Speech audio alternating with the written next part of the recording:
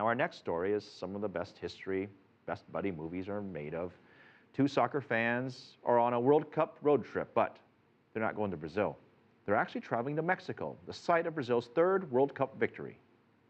Bianca Davie explains. Hundreds of thousands of football fans have converged on cities across Brazil for the World Cup.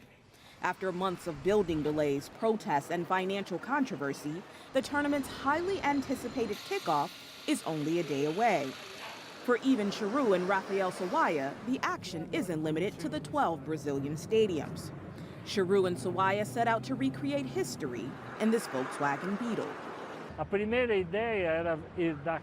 The first idea was to go from Mexico to Brazil and arrive for the World Cup, as we had gone from Brazil to Mexico. We got here on June the 3rd, which was Brazil's first game. But things changed, and we're doing the same journey we did. This time we're filming it. Back in 1970, the Friends took their shared love of Brazil's soccer team on the road. They drove some 8,000 kilometers from Sao Paulo to Guadalajara, Mexico, to watch the home team versus some of its greatest global opponents.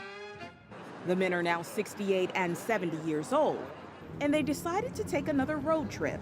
Same kind of car, same route. So, traveling 24 hours a day, 500 kilometers for one, and then 500 kilometers for the other. One resting and the other driving. It's also a social experiment. They say they're anxious to see how people will react to them some 40 years later.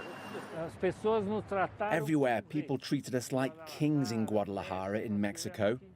Now we want to see what kind of influence the drugs trade has had. But I don't know. We're still feeling really good here, and this is what we want the world to see, this friendship. I've been his friend since 1951. That's 63 years. Unfortunately, the football fans won't catch any of this year's World Cup matches in person. But the film documenting their legendary road trip will be shared with a Brazilian audience soon after the tournament. Bianca Davie, cctv.